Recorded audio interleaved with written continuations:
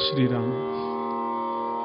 नित्याप्रमाणे आपण अर्धा मिनिट डोळे मिटून बसूया आणि मग कथेला आरंभ करूया.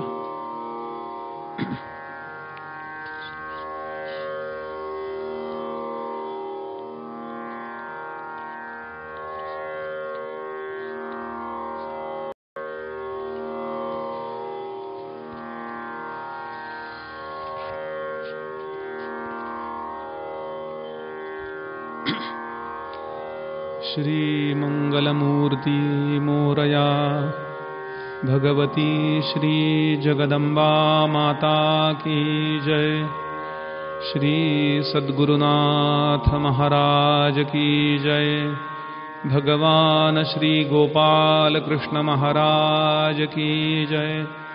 श्रीमज्जगद्गुरु शंकराचार्य स्वामी महाराज की जय. पुंडलीकवरदा हरि विठ्ठल. श्री ज्ञानदेव तुकाराम. श्री पंढरीनाथ महाराज की जय.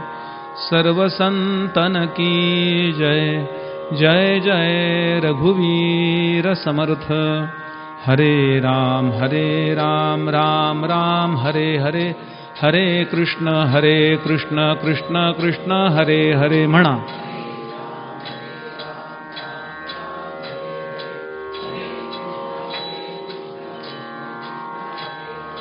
हरे राम राम राम हरे हरे. हरे कृष्ण कृष्ण कृष्ण हरे हरे.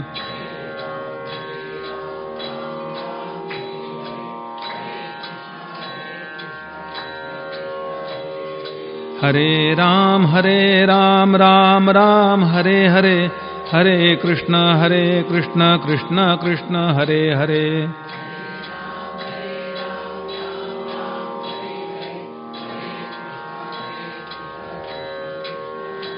भगवान श्री गोपाल कृष्ण महाराज की. गणाधीश जो ईश सर्वा गुणांचा. मुळारंभ आरंभतो निर्गुणाचा. नमो शारदा मूळ चत्वारि वाचा. गमो पंथ अनंत या राघवाचा. शुका सारिखे पूर्ण वैराग्य जाचे. वसिष्ठा परिज्ञान योगेश्वराचे. कवी वाल्मिका सारिखा मान्य ऐसा. नमस्कार माझा कृष्णाय वासुदेवाय हरये परमात्मने. प्रणतक्लेशनाशाय गोविंदाय नमो नमः. ओम पार्थाय प्रतिबोधितां भगवतां नारायणेन स्वयं. व्यासेन ग्रथितां पुराणमुनिनां मध्ये महाभारतम्. अद्वैतामृतवर्षिणीं भगवतीमष्टादशाध्यायिनीम्. अम्ब त्वामनसन्दधामि भगवद्गीते भवद्वेषिणीम्. नमोऽस्तु ते व्यासविशालबुद्धे. फुल्लारविन्दायतपत्रनेत्र. येन त्वया भारततैलपूर्णः प्रज्वालितो ज्ञानमयः प्रदीपः. प्रपन्नपारिजाताय तोत्रवेत्रैकपाणये. ज्ञानमुद्राय कृष्णाय गीतामृतदुहे नमः. सर्वोपनिषदो गावो दोग्धा गोपालनन्दनः. पार्थो वत्सः सुधीर्भोक्ता दुग्धं गीतामृतं महत्. वसुदेवसुतं देवं कंसचाणूरमर्दनं. देवकी परमानन्दं कृष्णं वन्दे जगद्गुरुं. भीष्मद्रोणतटा जयद्रथजला. गान्धारनीलोत्पला. शल्यग्राहवती कृपेण वहनी. कर्णेन वेलाकुला. अश्वत्थामविकर्णघोरमकरा. दुर्योधनावर्तिनी. सोत्तीर्णा खरु पाण्डवैरणनदी. कैवर्तकः केशवः. पाराशर्यवचः सरोजममलं. गीतार्थगन्धोत्कटम्. नानाख्यानककेसरं हरिकथा संबोधनाबोधितं. लोके सज्जन षट्पदैर्हरः पेपीयमानं मुदा भूयात् भारत पंकजं कलिमल प्रध्वंसिन श्रेयसे मूकं करोति वाचालं पंगुं लंघयते गिरिं यत्कृपातमहं वन्दे परमानन्दमाधवम् यं ब्रह्मा वरुणेन्द्र रुद्रमरुतस्तुन्वन्ति दिव्यैस्तवैर्वेदैः साङ्गपदक्रमोपनिषदैर्गायन्ति यं सामगाः ध्यानावस्थिततद्गतेन मनसा पश्यन्ति यं योगिनो यस्यान्तन्न विदुःसुरासुरगणा देवाय तस्मै नमः नारायणं नमस्कृत्य नरं चैव नरोत्तमं देवीं सरस्वतीं व्यासं ततो जयमुदीरयेत् अनेन प्रीयतां देवो भगवान् जानकीपतिः श्रीरामचन्द्रः पूर्वेषाम् अस्माकं कुलदैवतं श्रोता वक्ता श्रीराम समर्थ श्रीराम समर्थ श्रीराम समर्थ जय जय रघुवीर समर्थ। ओम नमो भगवते वासुदेवाय ओम नमो भगवते वासुदेवाय ओम नमो भगवते वासुदेवाय। भगवान श्री नारायणांच्या मुखातून अर्जुनाच्या निमित्तानं संपूर्ण जगाला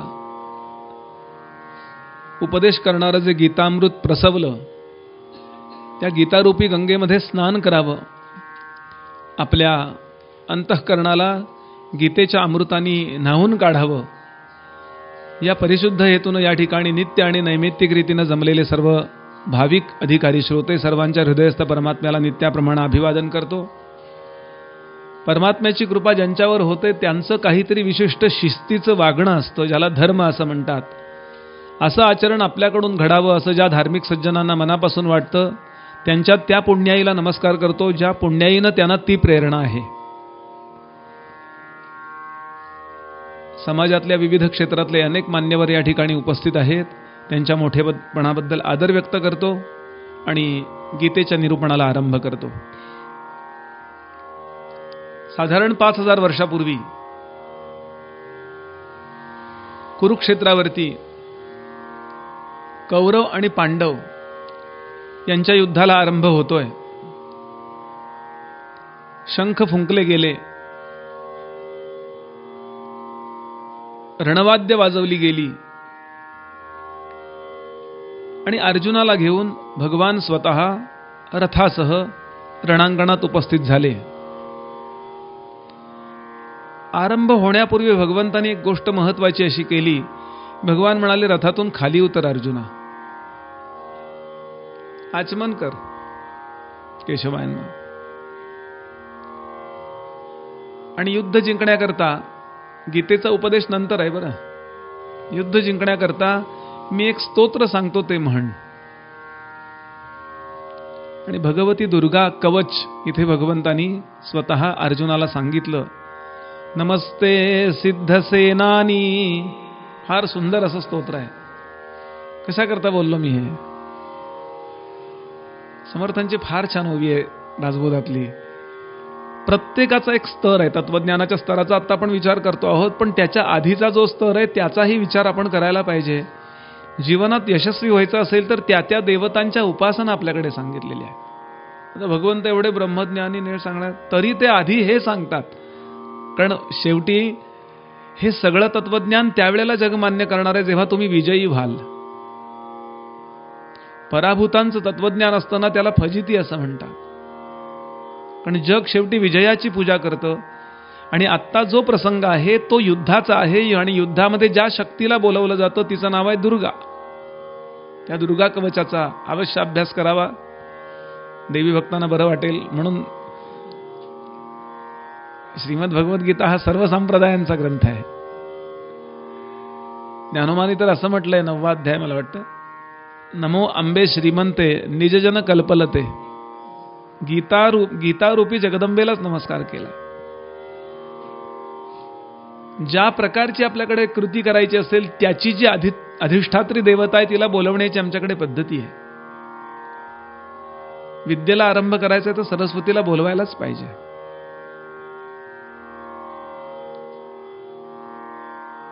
घराचं पूजन करायचं, वारुणी मातेला बोलवलंच पाहिजे वरुणांबरोबर.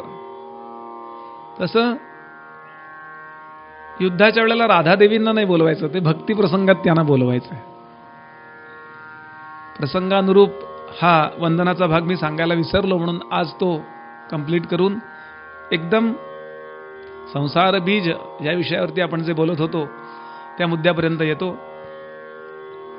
आचार्य सांगतात, ही जी संसार बीज आहेत, पुन्हा पुन्हा जन्माला येणे आणि मरणे याला संसार नाही म्हटलेलं ज्ञानोबांनी. पुन्हा पुन्हा जन्माला येणे आणि मरणे हे खरं वाटतंय, हा संसार आहे. आणि या संसार दोषोद्भव कारण प्रदर्शनार्थत्वम व्याख्यायो ग्रंथ हा, या न्यायाने प्रामाणिक साधकांनी याचा जरूर विचार करावा की यातनं मला बाहेर पडायचंय का, आधी पाहिजे का हे. तर गीतेवरची प्रवचनं चालली होती, आम्ही गेलो होतो म्हणले, तेवढंच कानावरनं. इतक्या लाईटली जर आम्ही घेतलं ना तर भगवंत सुद्धा आम्हाला लाईटली घेतो. मी या गीता प्रवचनाच्या निमित्तानं जो सांगण्याकरता अभ्यास करेन तो मी माझ्या वर्तनाकरता पण करायला पाहिजे, मग देवाला ते आवडतं. आणि म्हणून या संसार बीजाचा खूप नीट विचार आचार्यांनी इथे मांडलाय. ही बीज निर्माण कशी होतात, तर पूर्वीचं प्रारब्ध संपवण्याकरता आपण जो देह धारण करतो ते इतर देहांचा विचार सोडून द्या, फक्त माणसाच्या देहाचा विचार करूया. कारण इथेच या जगामध्ये असा उभा असणारा देह फक्त माणसाचा आहे, बाकी सगळे देह असे आडवे आहेत. थोडाफार उभा होतो, केव्हा तरी उभा, केव्हा तरी आडवा चालताना. नर आहे का नाही आहे याबद्दल कन्फ्युजन आहे. त्याला किंवा म्हणजे वा नर असं म्हणतात. त्याची व्याख्याच केली आहे, शास्त्राणी यत्र गच्छन्ति तत्र गच्छन्ति ते नराः आणि चित्ताणी यत्र गच्छन्ति तत्र गच्छन्ति वानराः. फक्त माणसाचा देह आहे. पण आता ही काल मी स्कूटरचं उदाहरण समारोपाच्या वेळेला दिलं होतं की मला स्कूटर सरळ चालवायला सांगितली ना तरी ते वाटेत खड्डाच येतो, गायच येते, कुत्रच येतं, एखादा माणूस येतो, समोरनं ट्रक येतो. 2000 वेळा तरी मी असा 200 फुटामध्ये 1000 वेळा तरी असं माझं चाक असं झालेलं असतं. ज्याप्रमाणे तसं आमच्या वृत्तींचं, आमच्या विचारांचं टोक अनेक वेळेला वळवलं गेलेलं असतं. प्रारब्ध भोगताना समोरचे जे प्रसंग येतात त्या प्रसंगाने छोटी छोटी गोष्ट असते. थकून आलो, भागून आलो, घरी कोणी नाही आहे, प्रवचन करून गेलो, घरी घरात कोणी नाही आहे स्वयंपाक करायला, उदाहरण सांगतोय.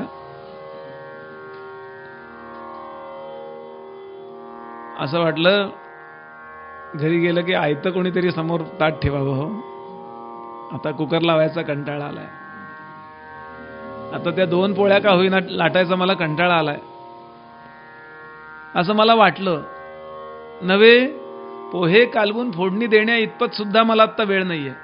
मी करावं आणि इतकं मला अगदी आयता घास मिळावा, उचलून तोंडात पण टाकायला नको, इतका आळस आला किंवा इतका थकलो मी प्रवासात आलो असं समजा.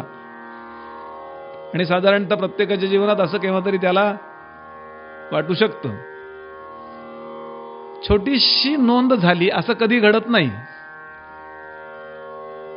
असं आयतं कोण देणार आहे. ते लहानपण गेलं, आई मागे मागे मागे मागे मागे येत भरवायची. ज्ञानोबांची ओवी आहे, एका घासा 20 ठाई कीजे. एका घासाचे 20 घास करते. खा रे माझ्या सोन्या, खा रे माझा राजा, हा घास चिवचा, हा घास माऊचा. आणि ते पोरग उपकार केल्यासारखं जेवतं. आमचे स्वामी वरदानंद भारती सांगायचे, मुलं आई जेवतात म्हणजे आईवर उपकार केल्यासारखं जेवतात, आणि नाकातला शेंबूड काढला ना तर इस्टेट गेल्यासारखे रडतात.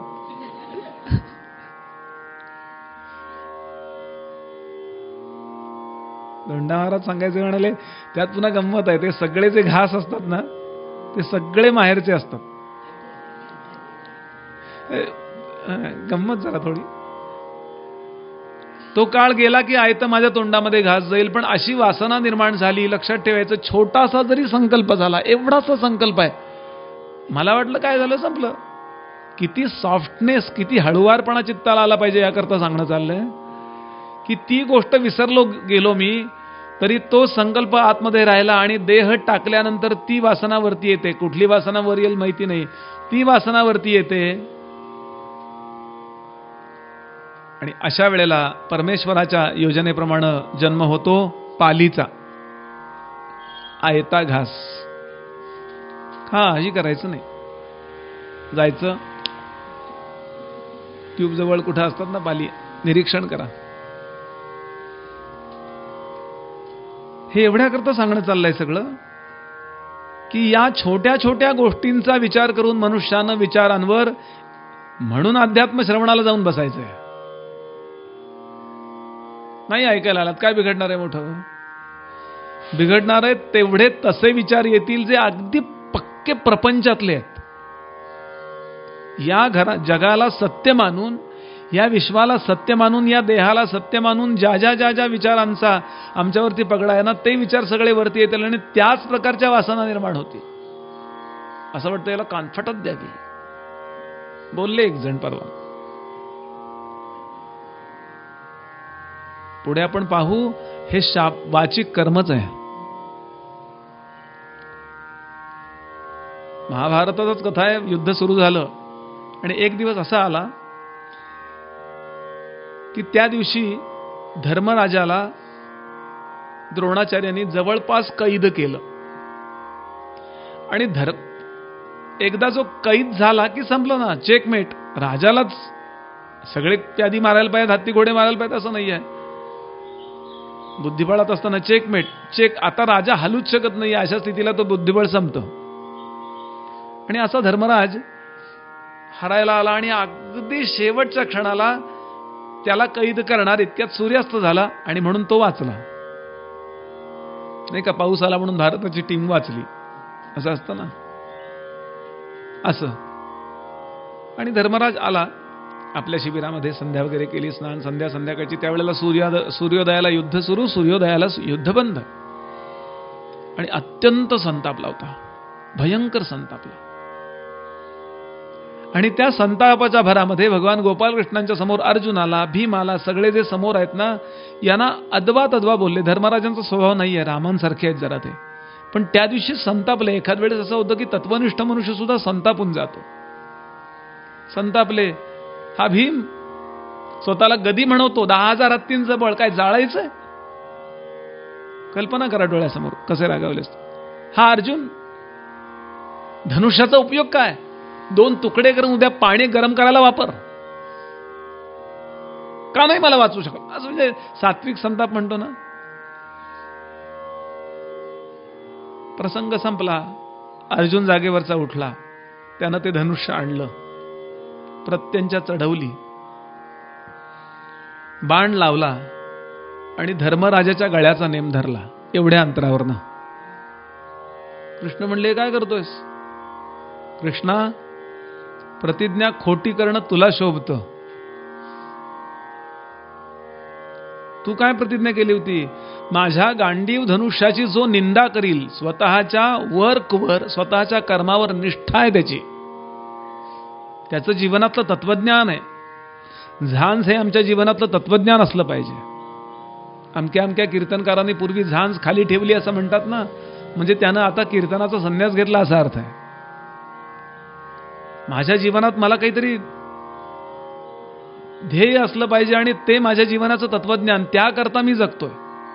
कर्मयोगाचा अर्थ तोच आहे. माझ्या धनुष्याची निंदा करतो, मग तो या जगातला कोणी असो, मी त्याला 1 तासापेक्षा जास्त जिवंत ठेवणार नाही, हा माझा प्रण आहे, ही माझी प्रतिज्ञा आहे. आणि त्यामुळे मी धर्मराजाला ठार करणार. मोठा भाऊ, महाभारतात घडलेला प्रसंग आहे बरं, ही मातकथा नाही आहे. कृष्ण म्हणले, अरे वेड्या, दादाला मारतोयस, तुला काही कळतं का? मी त्याला ठार करणार, कारण माझ्या धनुष्याची, कारण प्रतिज्ञा आहे माझी तशी. रूल्स अँड रेग्युलेशन, नियम नियमासारखा असतो. माझा मोठा भाऊ चुकला, मी इन्स्पेक्टर आहे, तरी मला त्याला अटक करावीच लागेल, काय असेल ती शिक्षा द्यावी लागेल. मी न्यायाधीश आहे, त्याला फाशीची शिक्षा द्यायची वेळेल तर द्यावी लागेल. आणि बरं, एवढी गीता तूच सांगितलीस मला, सगळेजण तसेच आहेत म्हणून. सख्खे काय चुलत काय? मग कृष्णाने इथे युक्ती सांगितली, प्रत्यक्ष मारण्याची गरजच आहे का? का? प्रत्यक्ष न मारता तू त्याला मारलंस, ठार केलंस, हे श्रेय तुला दिलं तर असं देता येतं? हो. काय? एकच काम करावं, प्रत्यक्षात शस्त्राचा उपयोग न करता सुद्धा त्याचा वध तुला करता येऊ शकतो. कसा काय? कोरोनानी. म्हणून श्लोक झालाय, आज्ञाभंगो नरेंद्राणाम, महाभारतातला श्लोक आहे. विप्राणाम मानखंडनम पृथक्शय्याच नारीणाम अशस्त्रम वध उच्यते. फक्त तू धर्मराजाची, सज्जनाची निंदा केलीस की त्याला मारल्याचं फल तुला आहे. शारीर कर्म, आपण कर्माबद्दल बोलतोय, कर्मबीजाबद्दल. शारीर कर्म, वाणीचं कर्म आणि मानस कर्म, 3 कर्म आहेत. या 3 कर्मांनी संसार बीजदोषोद्भव. फक्त निंदा कर दादाची, म्हणजे तू त्याला ठार मारल्यासारखं. अर्जुन म्हणला, आहे का अशी व्यवस्था? आहे शास्त्रामध्ये. हो, मग मी कशाला तुझ्या बरोबर आहे? निंदा करू कर, म्हणजे तू त्याला ठार मारल्यासारखं आहे. विप्रानाम, विप्र म्हणजे सज्जन. मानखंडनम, त्याचा अपमान केला की त्याला मारलंच, ठारच केलं तुम्ही, हे श्रेयच आहे तुम्हाला. त्यानं धनुष्य बाजूला ठेवलं. त्याला इतका आनंद झाला की मी राजाला न ठार मारता माझं प्रतिज्ञा राखली जातीये. आणि बोलला तो, बरंच काही बोललाय. हा दादा स्वतःला फार सज्जन समजतो, आपली बायको पणाला लावली, आम्हाला 12 वर्ष वगैरे वगैरे वगैरे. धर्मराजालाही वाईट वाटलं की माझ्या या धाकट्या भावानं माझी इतकी निंदा करण्या इतपत मी खरंच आहे. बरं, धर्मराज असा आहे, तो मग खरं आहे म्हणतो, गप्प बसून ऐकतो. आता पुन्हा धनुष्य उचललं, पुन्हा प्रत्यंचा बांधली त्यांनी, आणि आता स्वतःकडे बाण धरला त्यांनी. म्हणजे मग असे असं पिस्तूल धरलं. अर्जुन म्हणजे वेगळाच आहे, रसायनच वेगळं आहे. स्वतःकडे असे पिस्तूल असतात, असं केलं समजा, असं करतात ना ते, स्वतःकडे. कृष्ण म्हणले, हे काय नाटक नवीन? आता कृष्ण आपला दुसरा नियम आहे. काय?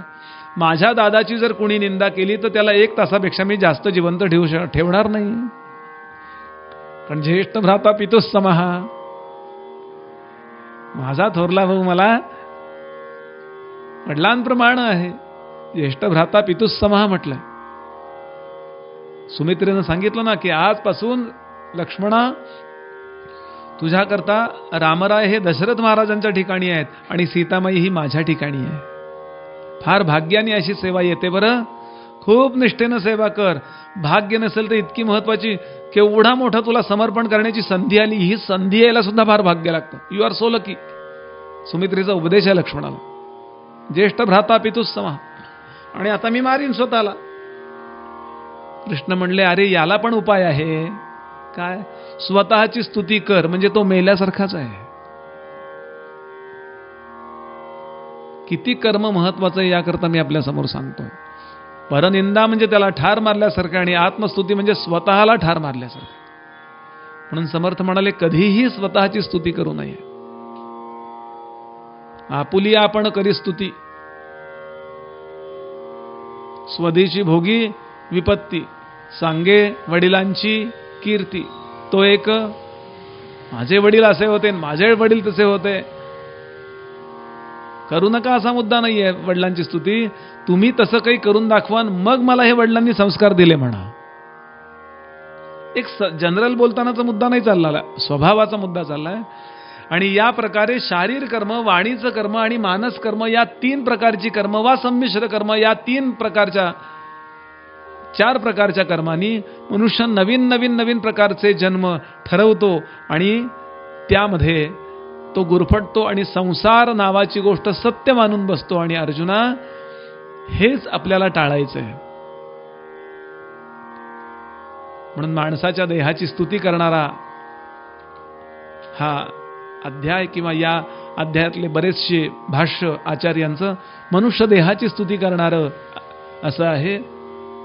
समर्थांनी याच्याबद्दल असं लिहिलंय, धन्य धन्य हा नरदेहो, येथील अपूर्वता पाहो, जो जो की जे परमार्थ लाहो, तो तो पावे सिद्धी ते. किती पवित्र देह मिळालाय. 84 लाख योनीपैकी हा इतका पवित्र देह मिळाला. अत्यंत दुर्लभ. विवेक चूडामणी नावाचा आचार्यांचा ग्रंथ आहे, त्यातला प्रसिद्ध श्लोक आहे, कदाचित पाठही असेल आपल्याला. दुर्लभं त्रयमे वैतद दैवानुग्रह हे तुकम मनुष्यत्व मुमुक्षुत्व महापुरुष संश्रय म्हटलंय. अत्यंत भाग्याने हा देह मिळतो. एक एक गोष्टीची जर किंमत करून बघा. एक भिकारी रडत होता, काहीच देवानी मला दिलं नाही, काहीच देवानी दिलं नाही. एक जण म्हणला, एक काम करतो, मला तुझा एक डोळा दे, मी तुला 5,000 रुपये देतो. तो म्हणला, नाही नाही, असलो काही नाही जमणार. डोळ्याची किंमत आहे ना, आहे. दाताची किंमत कधी कळायला लागते? एक एक दात राजीनामा द्यायला लागतो. कदाचित अख्खं मंत्रिमंडळ बरखास्तीला येतं आणि मग श्लोक म्हणावा लागतो, वदनी कवळी येता. कथा लांबवायला नको. या शरीराची किंमत किती आहे, या श्वासांची किंमत किती आहे. पण आपण बारकाईनं जगाकडे एक अभ्यास म्हणून बघा, निंदास्तुती भावानी न बघता, की असा मनुष्याचा देह मिळून सुद्धा या देहाला चालवणारं जे चैतन्य आतमध्ये बसलंय ना, त्याची आणि माझी ओळख व्हावी असं फार भाग्याने वाटतं.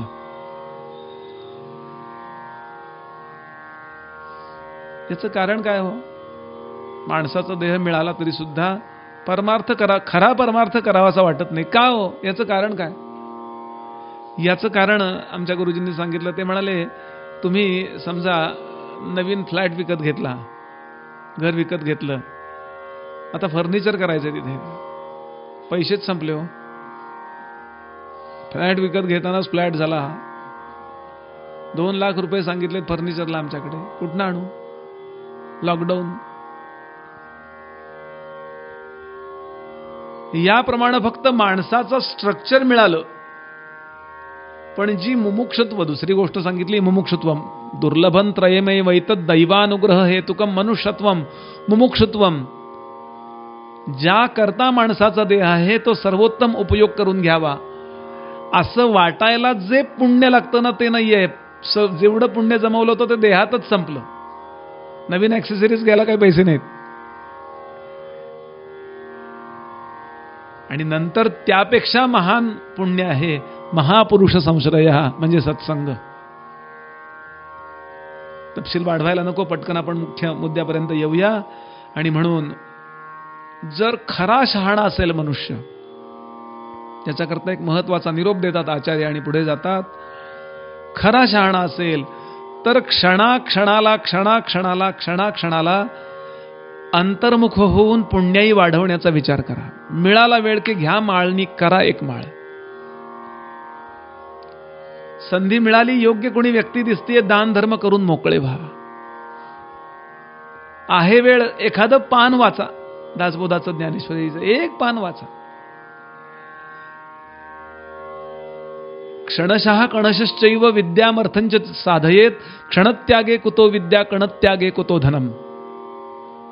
अत्यंत एक एक श्वासाचा उपयोग करावा. ही तळमळ निर्माणच करून घ्यावी, फिक्स करून घ्या गीता ऐकल्यानंतर. नाही, मला वेळ नाही घालवायचा, म्हणून याकरता मी युक्ती सांगतो बऱ्याचदा. आणि ही पण मी अनेकांकडून ऐकली आहे. मी माझ्या पदरचं नाही सांगत आहे बरं, अनुभवलाय मात्र मी. आपण ज्या 4-5 खोल्यामध्ये राहतो, जिथे राहतो ना, तिथे विविध प्रकारची सद्विचार देणारी पुस्तकं ठेवा. वाचायचं, 2 पानं वाचायची, खूण घालून ठेवायची. उद्या तेच पुस्तक वाचलं पाहिजे नाही. त्या कोपऱ्यात तिथे बसलात, तिथे एखादं पुस्तक वाचावं. एकदा वाचून भागत नाही, पुन्हा पुन्हा वाचावं. एक वेळ अशी येते की आपली विचारशैलीच बदललेली असते. पूर्वी ईट ड्रिंक अँड बी मेरी, मस्त एन्जॉय करावं, कोणी पाहिलाय स्वर्ग, कोणी पाहिलाय नरक, अशी पूर्वी विचारसरणी असते. पण एकदा का अशा लोकांच्या सान्निध्यात आल्याबरोबर एकदम जीवनाचं ध्येयच बदलून टाकतात ते. अरे वेळ कसला वाया घालवतेस तू, तुला ही तनु मानवी प्राप्त झाली, बहुपुण्य येतने फळाला आगी आली, तिला तू कसा विषयी गोवसी रे, हरे राम हा मंत्र सोपा जपा रे. अष्टकच आहे समर्थांचं. तर या देहाचा उत्तम उपयोग झाला. मी एक उदाहरण सांगतो आणि पुढे जाऊया. संतांचे देह आणि आपले देह यात फरक काय आहे? काय फरक आहे? कदाचित त्यांच्यापेक्षा आपले निरोगी असू शकतील. गुरुदेव रानडे म्हणत असत, मला आयुष्यातला असा एक दिवस आठवत नाहीये की ज्या दिवशी मी आजारी नाही आहे, आणि मला असा एक दिवस आठवत नाही की ज्या दिवशी मी नाम घेतलं नाही आहे. गुरुदेवांचं वाङ्मय वाचलं की लक्षात येतं केवढे श्रेष्ठ आहेत. गुरुदेवांना ऑस्ट्रेलियात US मध्ये इंडियन फिलॉसॉफी शिकवायला बोलवलं होतं. मला बोलवलं तर मी सगळे कार्यक्रम कॅन्सल करून जातो, पळतो. अमेरिकेला गेलो होतो. 100 ठिकाणी सांगतो, फेसबुकवर फोटो. कारण आमचं मोठे पण तेवढ्यावरच आहे. ज्या अर्थी त्यांनी बोलवलं त्या अर्थी बुवाला काही येत असलं पाहिजे असं इथले लोक समजतील असं आपणच म्हणायचं. गुरुदेवांचं छान वाक्य आहे. ते म्हणाले, इंडियन फिलॉसॉफी, भारतीय तत्वज्ञान शिकायची पहिली अट ही आहे की ते गुरुगृही येऊन शिकायचं असतं, त्यांना इथे पाठवा. त्यांचे संतांचे देह आणि आमचे देह यात फरक काय आहे तर वरवर पाहता ते आपल्यासारखेच आहेत, पण आंतररचना त्यांची ही आहे की त्यांनी संसार बीज नाहीसं केलेला आहे. बीज बाजूनी केलेलाही आम्हा जन्म मरण नाही. आणि आता प्रभू उपदेश तो सुरू करतायत आणि पहिलाच श्लोक भगवंताच्या मुखात ठेवलाय. श्री भगवान वाच अशोच्यानन्वशोचस्त्वं प्रज्ञावादांश्च भाषसे गतासून गतासूंश्च नानुशोचन्ति पंडिताः. तू जाणता म्हणविसी ज्ञानोबा, परी नेणवे ते न सांडिसी, आणि शिकवू म्हणो तरी बोलसी बहुसाल नीती. तरी सांगपा मजा अर्जुना, तुझपासुनी स्थिती या त्रिभुवना. हे अनादि विश्वरचना, ते लटिके काई. की तू एक वधिता, आणि सकळ लोकू मरता. ऐसी भ्रांती झणे चित्ता, येवो देसी. आणि आता धाड धाड धाड धाड गोळीबार करावा अशा पद्धतीने भगवंत बोलतायत. 38 श्लोकापर्यंत भगवंत बोलणार आहेत. आता एवढंच गीत आहे बरं का. त्यात 30 पर्यंत त्याचा विस्तार पुढं. आणि 38 नंतर ते प्रत्यक्ष हे अनुभवायचं कसं याची साधना सांगणार आहे. 12 ते 38 धाड धाड. आत्मवस्तू म्हणजे काय, आत्मा म्हणजे काय, आणि याला म्हणतात सांख्य योग.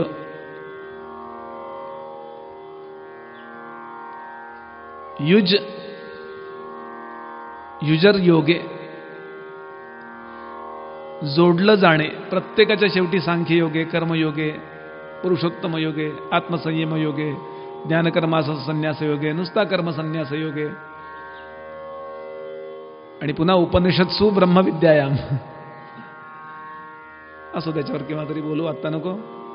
सांख्य योगे, सांख्य शब्दात जरा सोडवूया. सम्यक ख्यायते अनेन इति सांख्यम.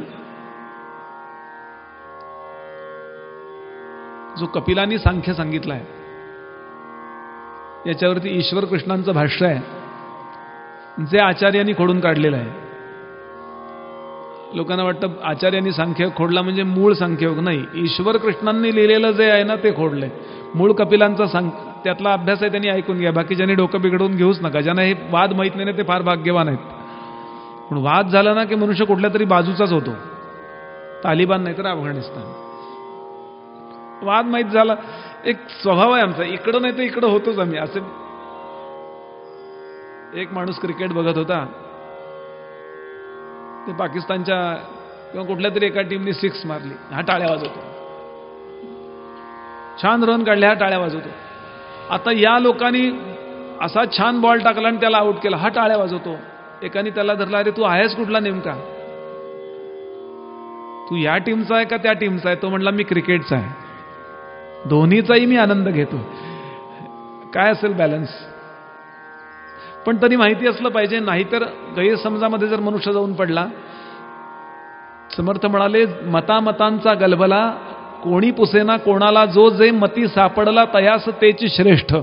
आणि त्यामध्ये आपली वैचारिक हानी होण्याची शक्यता असते. म्हणून एक तर काही, महाराजांचं वाक्य मला फार आवडतं, एक तर काही न कळत परमार्थ करावा, नाही तर सगळं समजून करावा. मध्येच अडकला ना की फार घोळ होतो. असो, म्हणून सम्यक ख्यायते. ख्याल म्हणजे विचार, नाही का? आपण आधी म्हणले त्यांनी बडा ख्याल म्हटला, मग छोटा ख्याल म्हटला. म्हणजे काय? खयाल. त्यांनी त्या रागाचा काय विचार केलाय, पंचमाचा विस्तार कसा करायचा, तीव्र मध्यमाचा विस्तार कसा करायचा. आता गंधरावर चाललेत. आता गंधाराचा सुद्धा विस्तार असतो, संगीतात ज्यांना कळतं. रे नि ग रे म रे म ग प रे ग नि ग रे म ग प रे ध नि रे ध सा. आता तो राग स्पष्ट व्हायला लागला. बुवा यमन म्हणायचं का तुम्हाला? म्हणजे अंदाज करतोय आम्ही, तसं वाटत नाही तुमच्या गळ्यातनं.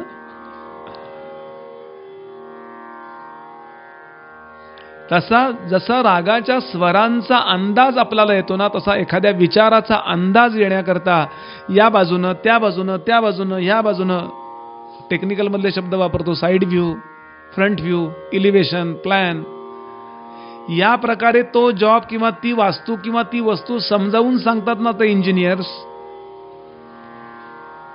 मग ती वस्तू क्लिअर होते. अच्छा, एवढी त्याची लेंथ आहे का, एवढी उंची आहे का, एवढी रुंदी आहे का, इथे असं अशा पायऱ्या आहेत का, हे जसं कळतं तसा एखादा मोठा विचार विचारांच्या साह्यानं समजावून सांगणे याला म्हणतात ख्या. पण सम्यक, अत्यंत समन्वयाने, बरोबर सम्यक ख्यायते, नेमका आणि नेटका विचार करून तो मुद्दा समजावून सांगणे याला म्हणतात सांख्य. एक अर्थ. दुसरा अर्थ, संख्येच्या भाषेत समजावून सांगणे, त्यालाही सांख्य म्हटलंय. कपिलांकडे ते आहे. प्रकृती पुरुष विवेक म्हणजे काय?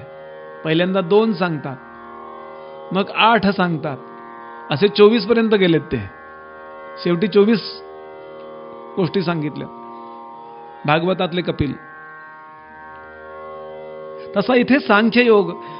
थोडी गीता कठीण जी आहे ना ती इथे आहे, पुढे सरळ आहे. श्रीमद भगवद्गीता कठीण कठीण म्हणतात ना, ती कुठं आहे तर 2ऱ्या अध्यायात या साधारण 12 ते 38 याच्यामध्ये थोडी कठीण आहे, पुढे सरळ आहे. याचं कारण काय हो? इथेच कठीण सांगायचं कारण काय? नीट ऐका. उत्तम अधिकारी जो आहे त्याचं पटदिशी काम व्हावं, त्याला फार वेळ लागू नये एवढ्याकरता फार महत्वाचं ते सांगून टाकतात. शिक्षक सुद्धा किंवा प्रोफेसर सुद्धा भरा क्लासमध्ये पहिल्या याच्यात खूप महत्वाच्या गोष्टी सांगून टाकतात बघा. आणि फार भाग्यवान मुलं असतात ना, ते पहिलेच तास बुडवतात. ही पद्धत आहे आणि भारतीय तत्वज्ञानाची ती पद्धत आहेच आहे. आपण ब्रह्मसूत्र ऐकली आहेत. ब्रह्मसूत्रामध्ये 555 सूत्र आहेत, पण त्यातली पहिली 4च महत्वाची आहेत. अथा तो ब्रह्मजिज्ञासा, शास्त्रयोनित्वात, जन्माद्यस्य यतः, शास्त्रयोनित्वात आणि तत्वसमन्वयात. ही 4 महत्वाची आहेत. योगसूत्रातली सुद्धा पहिली 4 सूत्र महत्वाची आहेत.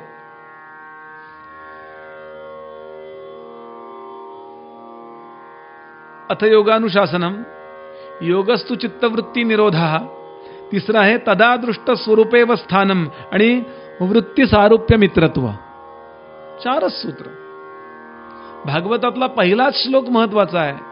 तिथेच खरं भागवत बंद करून बसायला हरकत नाही. जन्माद्यस्य यतोऽन्वयादितरतश्चार्थेष्व भिज्ञस्वराट् तेने ब्रह्महृदाय आदि कवये मुह्यन्ति यत्सूरयः तेजो वारि मृदां यथा विनिमयो यत्र त्रिसर्गो मृषा धाम्ना स्वेन सदा निरस्तकुहकं सत्यं परं धीमहि, सत्यं परं धीमहि. भागवत बंद करा, बसा. असं केलं तर आम्हाला श्रोते कुठले मिळणार? म्हणून देव आमच्यावर कृपा करतो आणि पुढचं विवेचनाची व्यवस्था करतो.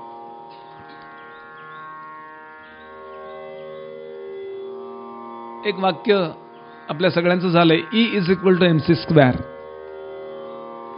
याचा विस्तारच म्हणजे सगळं ते क्वांटम फिजिक्स आहे ना.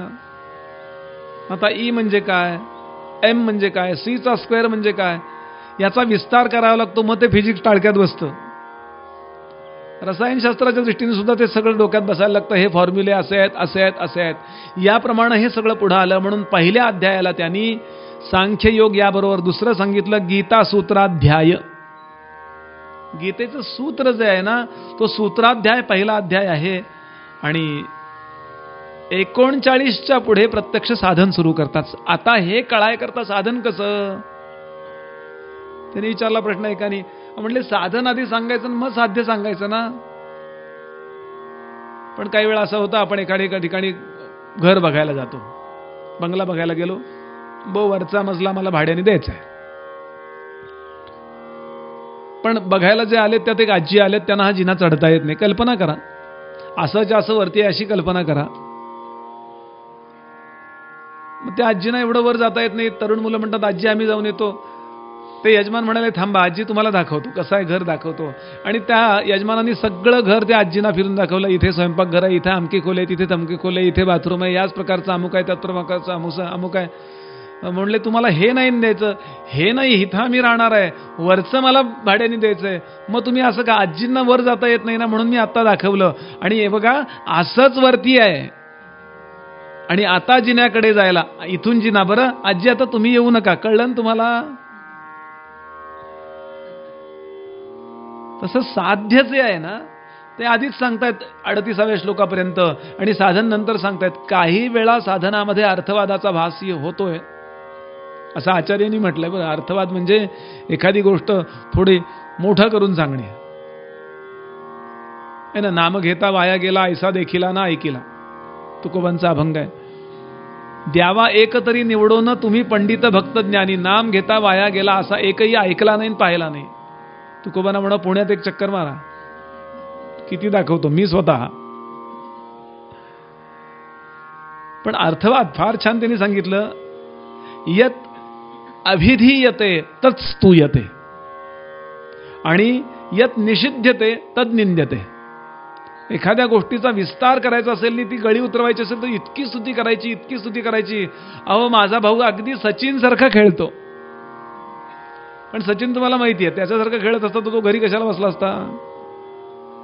पण अर्थवाद याला म्हणतात, आणि त्यातही आपलं कल्याण असतं. अर्थवादामध्ये काही त्यांना काही त्यांचा माल खपवायचा नाही. काय तुकोबानं खपवायचं, नाम घेता वाया गेला, त्यांना काय माळा खपवायच्यात का, त्यांचा काय तो व्यवसाय आहे का. भगवंताला काय खपवायचंय. पण अर्थवादाचा प्रभाव होणारे जे जीव आहेत ना त्यांचं कल्याण व्हावं हा हेतू आहे.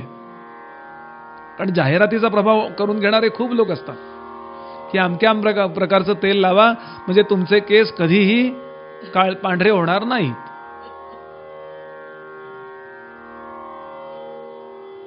आणतो की नाही आम्ही, झालं का तसं काही. इतकी ज्या अर्थी जाहिरात करावी लागते त्या अर्थी ते खरं नाही हो. असं गंमत सोडून देऊया, मुद्दा मला सांगायचा आहे. आणि याकरता पुढे कर्मयोग येतोय. तिसरा अध्याय तर पूर्ण कर्मयोगाचा आहे, पण दुसऱ्या अध्यायात सुद्धा कर्मयोगाबद्दल खूप गोष्टी सांगितल्यात. कर्मयोगाची व्याख्या येते पुढे, ती त्यावेळेला बघू. पण मला आता एवढंच सांगायचं आहे, ज्या कर्मानी भगवंत जोडला जातो त्या योगाला कर्मयोग असे म्हणतात. नुसत्या कर्माला कर्मयोग असं म्हणत नाहीत. बंगल्यावर नाव लिहितो आम्ही कर्मयोग, आमचा कर्मावर विश्वास आहे, ठीक आहे, हरकत नाही. काहीतरी लिहिण्यापेक्षा ते निश्चित चांगलं आहे. छबिली असं बंगल्यावर लिहिण्यापेक्षा निश्चित मग कर्मयोग चांगला आहे. स्तुती बऱ्याचदा परमार्थातले शब्द ओढून ताणून आम्ही प्रपंचात वापरून टाकतो. क्लिअर असलं पाहिजे की हे असं नाही, तुम्ही वापरा. एखादा निवडणुकीला उभा राहिला किंवा एखाद्या कार्यक्रमात कोणीतरी कारखानदार येतो, उद्योगपती असतो, तो काही 4 आकडी 5 आकडी चेक त्या संस्थेकरता देणार असतो. मग त्याच्या स्तुती करता कोणीतरी मॅनेजर उभा राहतो. आज आपल्याला लाभलेले आहेत अमके अमके, ते कर्मयोगी आहेत, उद्योगशील आहेत म्हणावं, गप्प बसवत नाही त्यांना म्हणावं.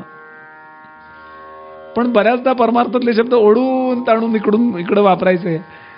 म्हणून कर्मयोग पुढे सांगणार आहेत भगवंत, त्याचा विचार आत्ता नको. श्लोक 12.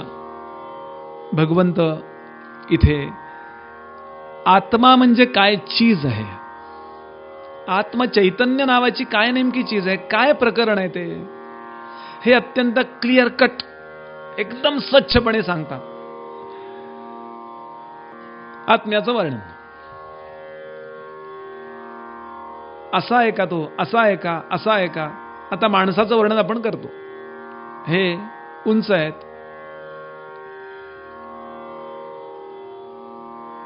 धडधाकट आहेत, निरोगी आहेत, गोरे आहेत, काळे आहेत, देहाचा त्यांचा आकार मजबूत आहे, इत्यादी इत्यादी वर्णन करतो. हे नेमकं कोणाचं वर्णन केलं तुम्ही?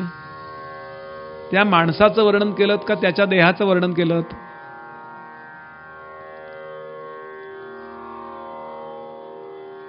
खूप शिकलेले आहेत, एक पाठी आहेत, उदार आहेत, दानशूर आहेत, हुशार आहेत, दयाळू आहेत.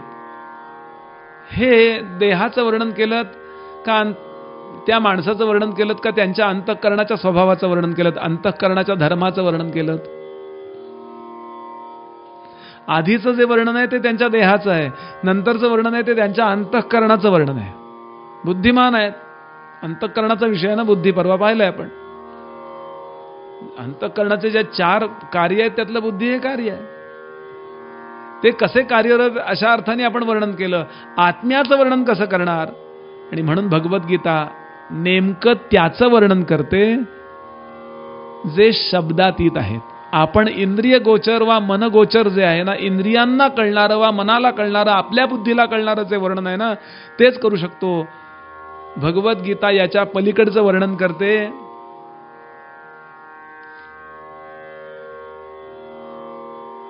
आणि ते वर्णन जे माणसाचं आहे तेच पशुचं आहे, तेच किड्याचं आहे, तेच मुंगीचं आहे, तेच आळीचं आहे, तेच खुर्चीचं आहे. जड वा चेतन सृष्टीतल्या प्रत्येक पदार्थाचं तेच वर्णन आहे. कॉमन फॅक्टर, एक गोष्ट कॉमन आहे, लक्षात घ्यायची. म्हटले बाबा पशुचं वर्णन आणि माणसाचं वर्णन एकत्र कसं होईल? ते वेगळे नाहीत का? तुम्ही देहाबद्दल विचार करत असाल तर वेगळे आहेत, पण त्यांच्या वास्तविक स्वरूपाबद्दल आणि जे निघून गेल्यावर त्यांची काही किंमत उरत नाही त्याचं. श्रीमद भागवताला मी नैमिषारण्यात दुसऱ्यांदा जेव्हा गेलो त्यावेळेला 2 दिवस आमचे जयेश भाई फिरायला ठेवतात, 1 दिवस साईट सीनला ठेवतात. आता पहिल्यांदा मी ते सगळे साईट सीन पाहिले होते. अमकं तमकं बरेच आहेत तिथं ठिकाणं. आपल्यापैकी अनेकदा आलेत, मला वाटतं जयेश बरोबरच आपण अनेकदा. तर हत्याहरण नावाचं एक तीर्थ आहे तिथे. तिथे मला मंदाताईंनी आंघोळ घातली होती. मी त्यांचे मग पाय धुतले. मी काय, हत्याहरण तीर्थ असं आहे की इंद्राच्या पाठीमागे वृत्रासुराच्या हत्येचं पाप लागलं तेव्हा त्यानं तिथं स्नान केल्यावर ती सगळी पातकं त्याची गेली, असं वर्णन करा. म्हणून त्या हत्यार मोठं सरोवर आहे. अशी पुष्कळ तीर्थ आहेत. तर आता मी आत्ता गेलो आणि परत 3 वर्षांनी गेलो. आता गेल्या वेळेला केलं होतं मी आंघोळ. काय ढेकून, माणसाला तर काही मी मारू शकत नाही, डाळ ढेकून काय मारला असेल ते पाप गेला असं मी समजत होतो. आणि मग पुढे विचार केला की आता परत कशाला आंघोळ करा तिथं. तर मी जयेशला म्हटलं बा मी काही येत नाही. त्याऐवजी तिथले जे बजरंगदास महाराज आहेत, चांगले मित्र आहेत, ते मला पिस्तूल चालवायला शिकवलं. पिस्तूल बंदुका घेऊनच बसतात ते असे. मला पिस्तूल उडवायला लावलं त्यांनी. म्हणजे पहिली गोळी चालवली मी तिथे, आकाशात चालवली. तर त्यांना विचारलं इथे कुठे संत आहेत? कारण अशा तीर्थक्षेत्री संत सत्पुरुष येऊन राहतात हिमालयात, किंवा तिथे येऊन संत होतात, काही माहिती नसतं आपल्याला. अधिकारी कुणी आहेत का? कारण समर्थांची अशी ओवी आहे की तुम्ही संतांच्या शोधात राहा. तुमची पटकन प्रगती व्हावी वाटत असेल, पटकन पटदिशी प्रगती व्हावी वाटत असेल तर शॉर्टकट आहे परमार्थाचा वा प्रपंचातल्या सुद्धा कल्याणाचा, म्हणजे सज्जनांच्या सहवासात राहा. परिणामतः आपलं कल्याण आपोआप होतं त्यांच्या त्या ऑरानी. फार विचारपूर्वक त्यांनी सांगितलंय, समर्थ सगळ्याच संतांनी सांगितलंय. आहेत का कोणी? बरं शोधावे लागतात. प्रत्येक जण संत असेल असं नाही, पण शोधावे लागतात. संतांचं काही जाहिरात नसते. इथे मोबाईल रिचार्ज करून मिळेल, इथे कुंडलिनी जागृत करून मिळेल, असं कसं. संतांच्या अनेक लक्षणापैकी ज्ञानभावनाले पहिलं लक्षण ते कळू देत नाहीत मी संत आहे. इतकं काहीतरी पिसेपण वेडेपण अंगावर पांघरतात. सामर्थ्यपण परासांडीज आहे. अगदी इतके साधे साधे सामर्थ्य लपवी, महत्व हारवी, पिसेपण मिरवी जगामध्ये. त्यामुळे आपल्याला शोधावे लागतात. या दृष्टीनं मी अजून एक 2-4 लोक, गोविंदराव, आम्ही 4-5 लोकांनी ठरवलं की जाऊया. आणि आम्ही सकाळी 7:30ला भरपूर पोहे खाऊन निघालो, कारण मुख्य मुद्दा हाच असतो. पाण्याच्या बाटल्या घेतल्या आणि रात्री 8 वाजेपर्यंत आम्ही फिरत होतो विविध ठिकाणी. मला त्यातला एक प्रसंग सांगायचा आत्म्याकरता. असं की example is better than prescription. मी सलग त्या श्लोक बोलत राहिलो ना, तर कुंभकर्णाची बायको निश्चित येणार ऐकायला.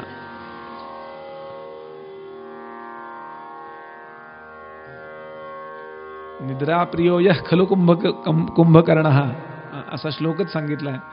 निद्राप्रिय असणारा कुंभकर्ण जेव्हा मेला त्यावेळेला त्याला 2 पत्नी होत्या, एक जागृती आणि एक निद्रा. तेव्हा जागृती निघून गेली, पण निद्रा त्याच्या मागे सती निघाली. कल्पना आहे, पण छान आहे कल्पना. ती जाता जाता रामाना नमस्कार करायला गेली. राम म्हणाले, कुठं चाललीस तू? नाही, मग सती चालले म्हणे. रामरायाने विचारलं, खरंच सांग, सती जावं असा नवरा होता का? खरं सांग. ती म्हणली, खरंच नव्हता. मग काय सती जाते, तुला नरकला मिळेल. नको त्याला फॉलो केलं म्हणून. मग ती म्हणाली, मी साध्वी आहे, माझ्या कल्याणाकरता मी कुठं जाऊ? माझी कथा चालत असेल तिथे जात चल.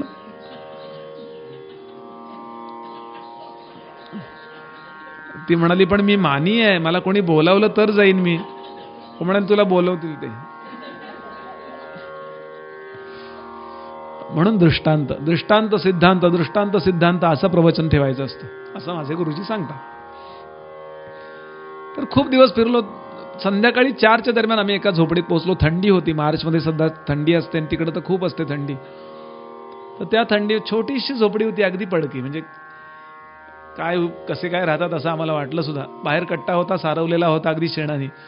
तर मी टक केलं, तर तो त्यांचा कोण शिष्य होता, शागीर, तोही साध्या लुंगीत होता, भगव्या दाढीचे खुंट वाढलेले, सिंपल साधी माणसं. त्यानं म्हटलं, मला दर्शन घ्यायचंय. काय केले आये हो? नमस्कार करणं आहे. मग त्यांनी आतमध्ये त्याचे गुरुजी झोपले होते. जवळपास 95 वय होतं त्यांचं. ते म्हणाले, कशाला आला विचार? नमस्कार करायचंय फक्त. ठीक आहे, आमचं भाग्य. त्यांनी परवानगी दिली. ते आडवे झोपले होते, त्यांना उठता येत नव्हतं. तर त्या शागिर्दांनी त्यांना असं करून टेकून बसवलं. त्यांच्या अंगावरच्या पांघरुणाचा कुबट्ट वास येत होता. आम्ही असे पायाशी बसलो. गोविंदरावांना विचारा, हे घडलंय की नाही? असे बसलो पायाशी.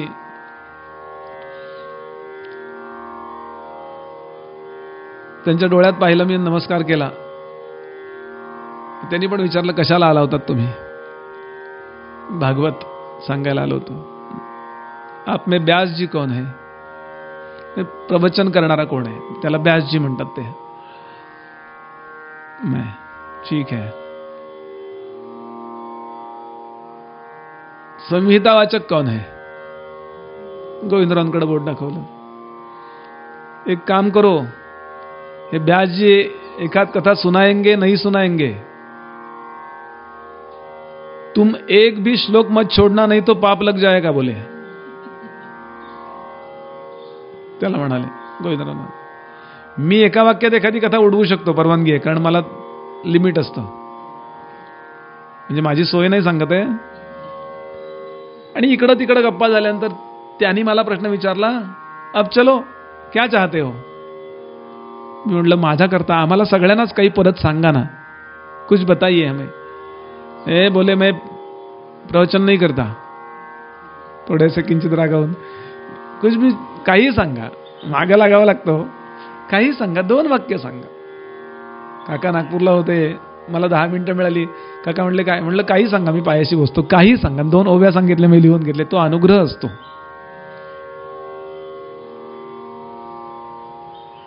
अहो, ज्याच्याकडे सोन्याचं भंडार आहे त्याने 1 तार दिली तरी आपल्याला मिळाली की हो. काय विचार मिळेल सांगता येत नाही. फक्त श्रद्धा काम करते. काहीतरी सांगा. ते म्हणाले, तुम्ही मला विषय सांगा, मग मी सांगतो. ते महाराज, मी त्यांना विचारलं, आत्ता आम्ही आलो त्यावेळेला आडवे होतात आणि आम्ही आल्यानंतर बसून तुम्हाला बसवलं त्यांनी. तुम्ही आत्ता आडवं पडल्या काय विचार करत होतात ते मला सांगा. हसले खूप आणि म्हणाले, आत्ता काय विचार करत होतो पाहिजे? ऐक. आपण सगळेजण, बिभत्स रस आहे इथे, आपण सगळेजण विष्ठेबद्दल काय विचार करतो? घाणीबद्दल. दुसऱ्याच्या नव्हे, आपल्या सुद्धा. आपण शौचाला गेलो आणि विष्ठेचा त्याग केला की पहिल्यांदा फ्लश करतो की नाही, त्याचा गंध सुद्धा आपल्याला घेवत नाही. अशी विष्ठा पोटात असताना वर सोवळं नेसून आपण देवाची पूजा केलेली चालते की नाही? ते काय विचार करत होते, काय विचार करावा? 95व्या वर्षी पोटात असलेली विष्ठा. एक तरी मनुष्य जगात आहे का की पूर्ण पोट मोकळं झालंय? एक एवढा कण तरी आत राहणारच. समर्थ म्हणाले, झाला राजा अथवा रंक पोटी विष्ठा चुकेना.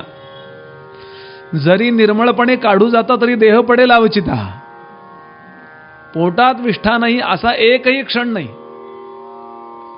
आयुष्य पूर्ण आमचं त्याच्यात आहे. पण अशी विष्ठा पोटामध्ये असताना सुद्धा त्याच्यावर सोवळं नेसून आपण देवाची पूजा करतो आणि देवाला ती चालते की नाही? म्हणलं हो. का चालते याचा विचार केला का बुवा? कधी प्रवचन करता तुम्ही? म्हणलं नाही. कारण ती चैतन्याबरोबर असते म्हणून. आणि त्या चैतन्यानं देहाचा त्याग केल्याबरोबर तो देह सुद्धा माणसं शिवत नाहीत ना प्रेताला. विष्ठेला शिवले, विष्ठेत पाय भरला तर हा पाय धुवून मोकळे होतात. पण प्रेताला शिवले ना तर लोक पूर्ण आंघोळ करतात. आपल्या देहाला जी पवित्रता आहे ती देहामुळं नाही आहे, श्रीमंतीमुळं नाही आहे, सौंदर्यामुळं नाही आहे. ज्यामुळं आहे त्याला जाणण्याचा विचार करण्याकरता हा माणसाचा देह आहे. हा विचार ही सांख्ययोग कशा करता? आणि मनुष्य आयुष्यभरात त्याच्याकडे सोडून सगळ्याकडे बघतो. 100 वेळा आरसे बघेल, इकडे बघेल, तिकडे बघेल, देहाला नटवायचा प्रयत्न करेल. ते करू नये असं नाही, व्यावहारिक जे असेल ते करावं लागेल आपल्याला. पण मुद्दा इथे सांगायला सुरुवात करतात, पशुची सुद्धा किंमत आहे ना ती त्यात आत्मा आहे म्हणून आहे, आत्मचैतन्य आहे म्हणून आहे. आणि माणसाची सुद्धा किंमत आत्मचैतन्य म्हणून आहे. म्हणजे हे जे पशु आहेत, माणसं आहेत, गाढवं आहेत, इत्यादी सगळे लोक आहेत, यामध्ये एक कॉमन फॅक्टर आहे, सामान्य गोष्ट आहेत ज्याच्यामुळे त्याला किंमत आहे. त्याला म्हणायचं आत्मचैतन्य. आणि ते निघून गेल्यानंतर त्याची किंमत संपली. किंवा पूर्वी जे त्याला मूल्य होतं किंवा पूर्वी विषयांचे भोग जे आपण घेऊ शकत होतो ते त्या आत्मचैतन्यामुळं. तुकोबांचा अभंग आहे ना, डोळ्याचाही डोळा, कानाचाही कान, प्राणाचाही प्राण, विठोबा माझा. ऋग्वेदाचं महावाक्यच आहे, प्रज्ञानम ब्रह्म.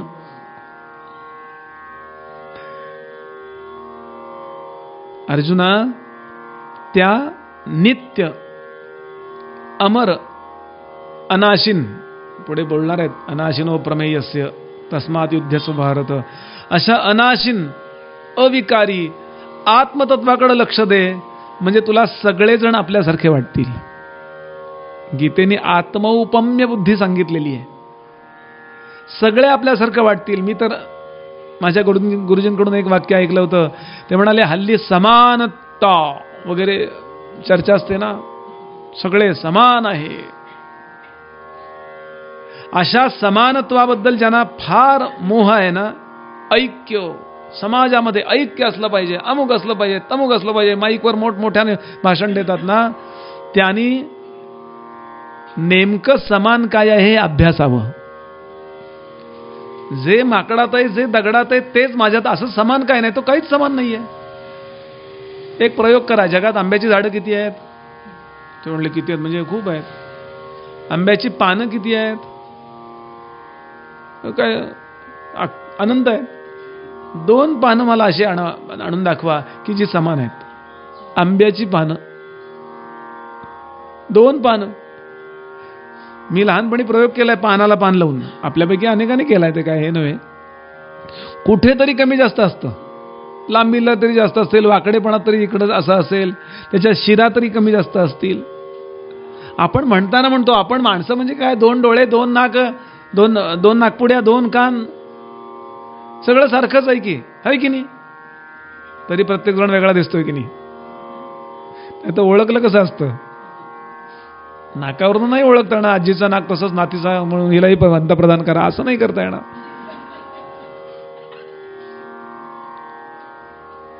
एक कॉमन फॅक्टर इथे सांगितला जो संतांना कळला. फार छान अभंग आहे तुकोबांचा, आपण अनेकदा ऐकलाय. विष्णुमय जग वैष्णवांचा धर्म, भेदाभेद भ्रम अमंगळ. ऐकाजी तुम्ही भक्त भागवत, कराल ते हित सत्य करा. कुण्याही जीवाचा न घोडो मत्सर, वर्म सर्वेश्वर पूजनाचे. तुका म्हणे एका देहाचे अवयव, सुख दुःख जीव भोग पावे. त्याने नेमकं काय पाहिलंय तुकोबानी? माणसं पाहिली आहेत का? नाही. मग माणसांच्या आतलं जे आत्मचैतन्य आहे ते पाहिलंय. त्याची व्याख्या नंतर सुरू करू. संतांना हे कळलंय. नाथांची भागवतातली ओवी आहे, एकनाथी भागवत. डावे हातीचे पदार्था, उजवे हाती देता. तेथ कोण देता कोण घेता, तेवी एकात्मता न मोडे. डाव्या हाताने वस्तू घेतली आणि ही उजव्या हातात दिली. व्यवहार झालाय की नाही? आपण याचं वाक्य करू शकता की नाही? मी हा रुमाल, हा नॅपकिन या हातातून या हातात दिला असं वाक्य करता येईल ना? वाक्य तेव्हाच करता येतं जेव्हा व्यवहार घडलेला असतो. कोणी कोणाला दिलं?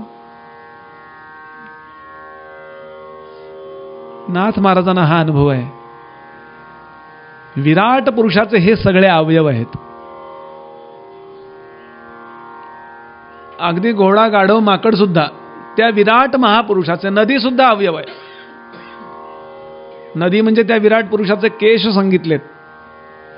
3रा स्कंध भागवतातला. मग विचार करा, रमण काका असते तर मी ते घटाकाश मठाकाश आज सांगणार होतो. त्याचा विचार आपण परत उद्या करू. म्हणजे आवृत्ती नको आणि खरंच असा श्रोता आहे की ज्याच्याकरता थांबावं.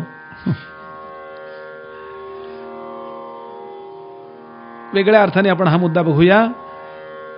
एकदा त्या कॉमन फॅक्टरचा मला साक्षात्कार झाला की सगळ्यांच्या मध्ये जे आत्मचैतन्य आहे तेच माझ्यात आहे, तेच मध्ये पण आहे. इथे असं नाही की तुमच्यात आहे म्हणजे खुर्चीवर नाही आहे. खुर्चीतही आहे, खुर्चीच्या वरही आहे. आम्हाला आत्मचैतन्य प्रगट होण्याकरता जडाची गरज लागते. हा मनुष्य जिवंत आहे का नाहीये हे कळायला त्या जिवंतपणा प्रकट होण्याची गरज आम्हाला लागते. पण संतांना निश्चित माहिती आहे हे आत्मचैतन्य प्रकट झालं तरी आहे आणि नाही प्रकट झालं तरी आहे. हा साक्षात्कार न होता एकतेच्या गप्पा मारणं ही पोपटपंची आहे. जेव्हा सगळं जग सारखं आहे, सगळं जग सारखं आहे, समानता समानता ऐक्य ऐक्य या गप्पा मारल्या जातात ना, आणि प्रत्येक माणूस वेगळा दिसतो, हा माझा हा परका वाटतो, तेव्हा त्या ऐक्य आणि समानता या शब्दांना सुद्धा लाज वाटत असेल हो. सेक्युलरिझम, कसलं सेक्युलरिझम? याकरता पुढे आत्मवत सर्वभूतेषु असा श्लोक भगवंत वापरणार आहेत. मी माझ्या 1000 चुका माफ करून माझ्यावर प्रेम करतो की नाही? बोला, प्रत्येकाने स्वतःचा विचार करा. माझ्याकडनं खूप वेळा चुकलंय की नाही, तरी माफ केलं की नाही, आणि तरी माझ्यावर प्रेम करतो की नाही. पण दुसऱ्यावर तेवढं प्रेम करतो का? तोही चुकलाय की नाही, माझ्यापेक्षा कदाचित कमी चुकला असेल, माहितीये.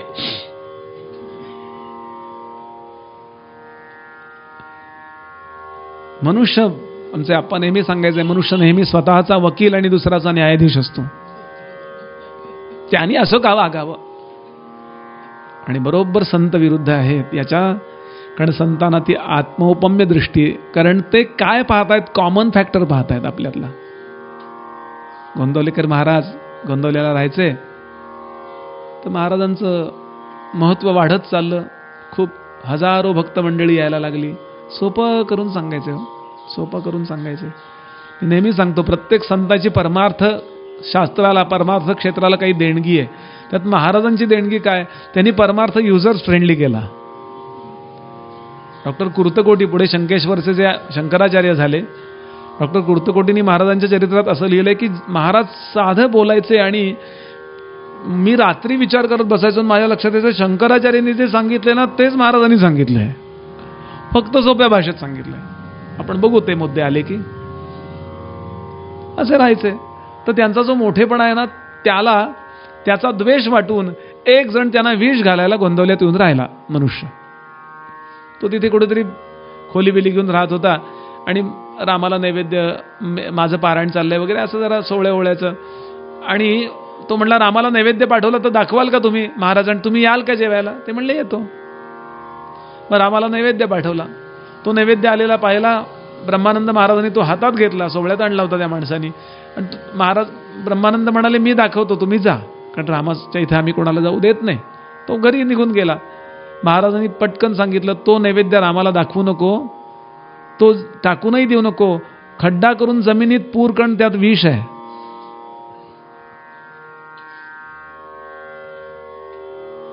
तो जर बाहेर टाकला गेला तर कुत्रं मांजर खाईल आणि मरून जाईल. आणि ब्रह्मानंदांनी महाराजांचं ऐकलं आणि महाराज सोहळं नेसून त्याच्याकडे जेवायला गेले. भाऊसाहेबांनी सगळ्या लोकांनी प्रश्न विचारला की जर त्यात विष आहे, तो तुम्हाला विष घालायला आलाय, तर तुम्ही चाललात कशाला. त्याचं कारण त्याच्या मनातला राम दुखावेल रे, मी त्याच्या मनातला राम पाहतो. ते गेले आणि नाही गेले या क्रियांबद्दल मला बोलायचं नाहीये, ते काय पाहतायत याच्याबद्दल बोलायचं. बरं, त्यांना विष पचवण्याची ताकद आहे, मला नाही आहे, मी गेलं पाहिजे असा अर्थ नव्हे. पण आत्मौपम्य दृष्टी किंवा आत्मदृष्टीनं सगळीकडे पाहणे, यः पश्यति स पश्यति, तो खरा पाहतो. आणि याकरता अतिशय आत्म्याकडे दृष्टी ठेव अर्जुना, म्हणजे तुझं कर्म बिनचूक असेल. अनात्म्य वस्तूकडे लक्ष दिलं की मनुष्य चुकायला लागतो. आणि आता पहिला श्लोक येतो, अर्जुना नत्वेवाहं जातुनासं नत्वन्नेने जनाधिपाः न चैव न भविष्यामः सर्वे वयमतः परम देहि न स्मन्यथा.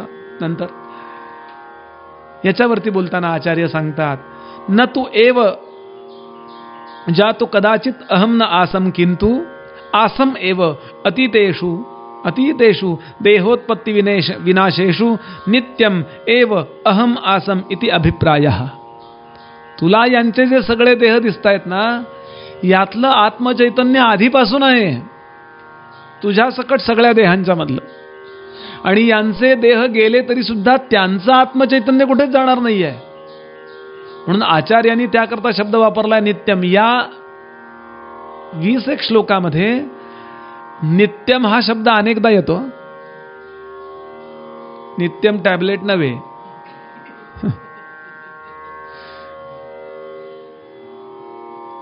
आणि नित्यमचा अर्थ आचार्य सांगतात, नित्यम कशाला म्हणायचं. 2 शब्द वापरलेत आचार्यांनी इथे. जे अनादी असतं आणि जे अनंत असतं तेच नित्यम असतं. काळजीपूर्वक. अनादी 3 अर्थ दिले त्यांनी सुद्धा, त्याचे सुद्धा. अनादी, अन म्हणजे नाही, नय तत्पुरुष समास आहे. अन विदाऊट. ब्रेकेबल आणि अनब्रेकेबल म्हणतो की नाही आपण. इंग्रजांनी बरेचसे शब्द आपले उचललेत. तशी लॅटिनच इंग्रजीची आई आहे आणि लॅटिन ही संस्कृतची लेख आहे. त्यामुळे आजीचे मगाशी म्हटलं तसं नाक आजीसारखं दिसणारच आहे, काय त्याला येणार. कितीतरी शब्द मी मला माझ्या मित्रांनी मध्यंतरी व्हॉट्सअपवर मेसेजेस पाठवला होता. मोठा मेसेज होता, तो कुठं डील गेला कोणास ठाऊक. इंग्रजी शब्द आणि संस्कृत शब्द किती शब्द पाठवले ते. मिथ्या, अन, हा, असे पुष्कळ शब्द पाठवले होते. आपल्यालाही माहिती असतील ते. मुद्दा मला हा सांगायचा आहे की अन म्हणजे नाही आणि आदी म्हणजे आदी याचा अर्थ आरंभ. ज्याचा आरंभ नाहीये, प्रारंभच नाही ज्याचा, त्याला म्हणतात अनादी. आदीचा दुसरा अर्थ आहे ज्याचा प्रारंभ माहिती नाहीये. ज्याचा प्रारंभ नाहीये ते ब्रह्म आणि ज्याचा प्रारंभ माहिती नाहीये ती माया. कारण ब्रह्माला जसं अनादी म्हणतात तसं मायेला सुद्धा अनादी म्हणतात. सन्नाप्य सन्नाप्युभयात्मिकानो भिन्नाप्य भिन्नाप्युभयात्मिकानो सांगाप्य नंगाप्युभयात्मिकानो अनिर्वचनीया महद्भूत रूप. आचार्यांनी मायेचं केलेलं वर्णन आहे. ती अनादीच सांगितली आहे. कधी जग सुरू झालं नाही सांगता येणार आपल्याला, म्हणून सुद्धा ती अनादी आहे. अनादीचा एक अर्थ ज्याला आरंभच नाही, प्रारंभच नाही, आणि दुसरा अर्थ ज्याचा आरंभ माहिती नाही. आणि अनादीचा तिसरा अर्थ आदी म्हणजे कारण, ज्याचं कारण माहिती नाही आहे. कार्यकारण भाव. वनस्पती हे कारण आहे आणि हे कागद हे त्याचं कार्य आहे. वनस्पतीपासून तो लगदा कागदाचा वगैरे करून केलेत ना कागद. जगातल्या सगळ्या गोष्टीला कारण आहे. परब्रह्माला कारण काय आहे हो? आत्म्याला कारण काय आहे? तर त्याचं उत्तर आहे ते विनाकारण आहे. कारण नाहीये. अशा अर्थाने सुद्धा अनादी.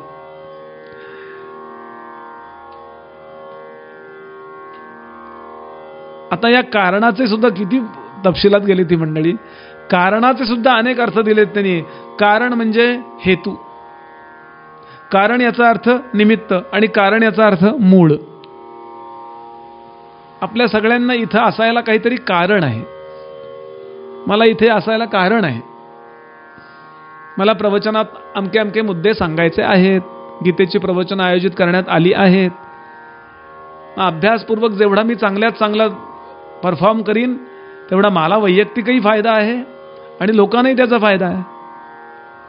म्हणून जास्तीत जास्त I will try my level best या पद्धतीने मी आपल्यासमोर निरूपण करण्याकरता इथे उपस्थित आहे. आपल्या प्रत्येकाच्या असण्याला काहीतरी आदी कारण आहे. बघूया तरी कसे बोलतात बुवा. नाही, आम्हाला खूप आवडतं बुवांचं प्रवचन. एकाने तर सांगितलं, बुवा माझ्या गोळ्या बंद झाल्या झोपेच्या. मुंबईच्या एका माणसाने. खरंच सांगतोय, थोडा विनोदानं सांगतोय. कोणी प्रामाणिक श्रवणाकरता उपस्थित आहे, कोणी स्वतःचा अभ्यास घासून बरोबर टॅली करण्याकरता उपस्थित आहे. प्रत्येक बरं चुकीचं काहीच नसतं. हे चूक नाही, हे बरोबर मुद्दा नाही. कारण आहे की नाही मुद्दा आहे.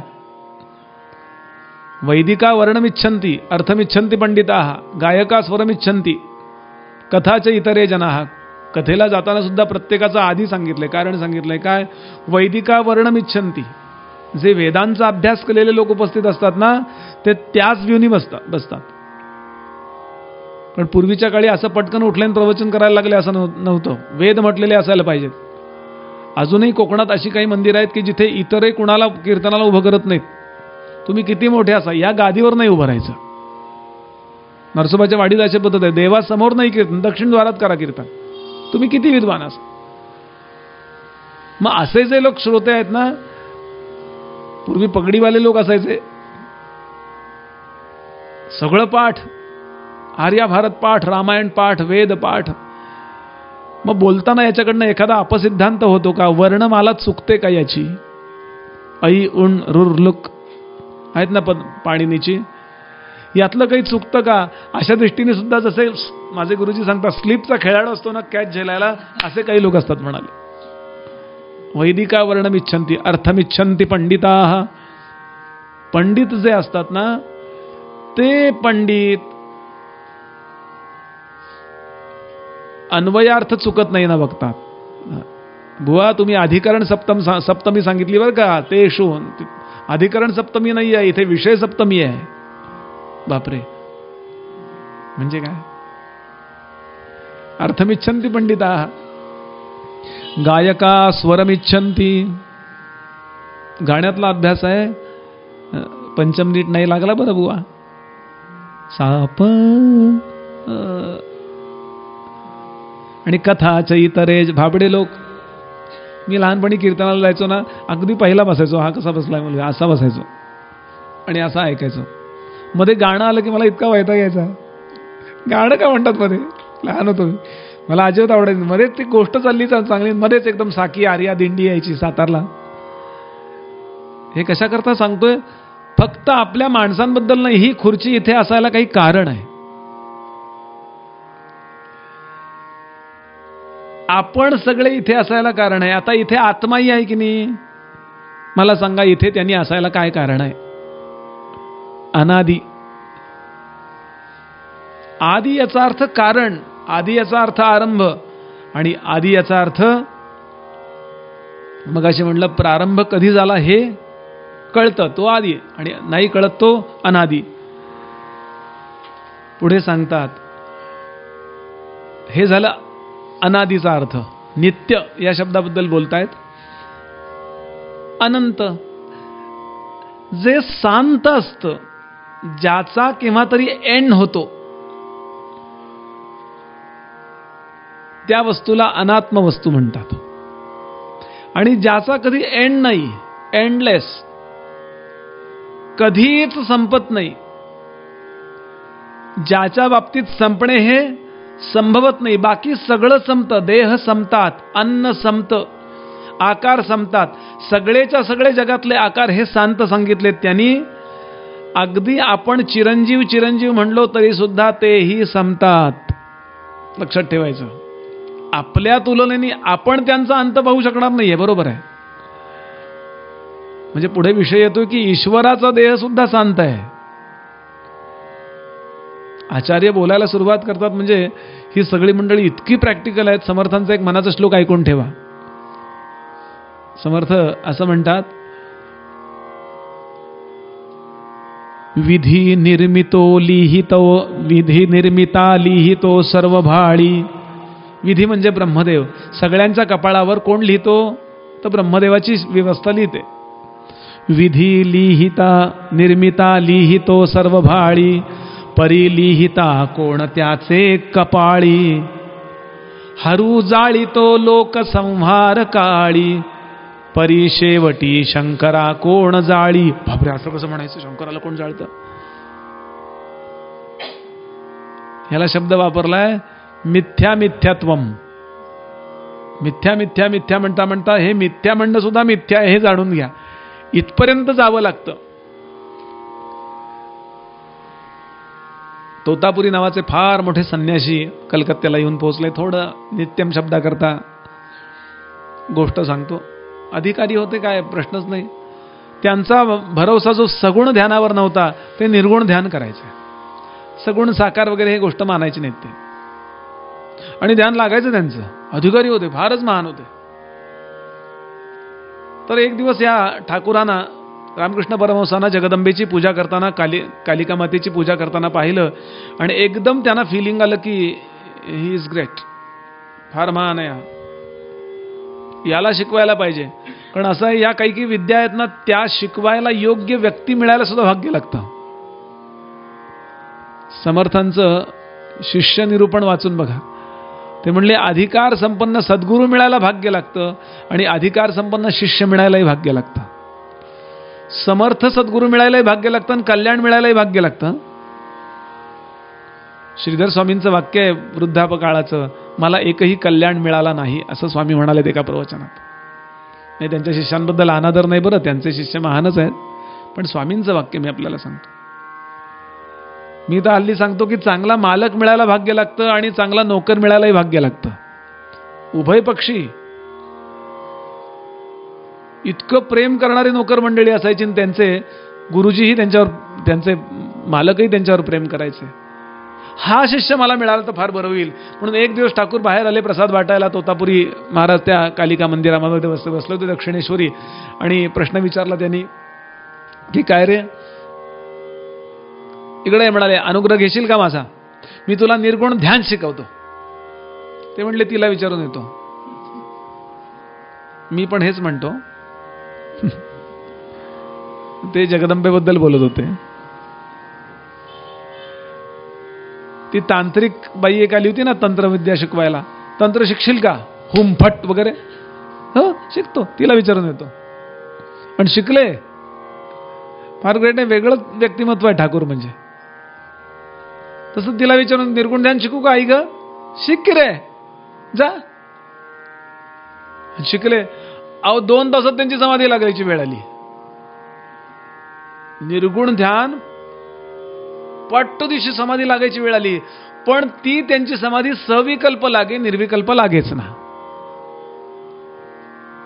योगानी ज्या 8 अंग सांगितलेत ना, यम, नियम, आसन, प्राणायाम, प्रत्याहार, धारणा, ध्यान, समाधी. तर यमामध्ये 5 आहेत, नियमामध्ये 5 आहेत, आसनं अनेक आहेत, प्राणायामाचे अनेक प्रकार आहेत, ध्यानाचे काही प्रकार आहेत.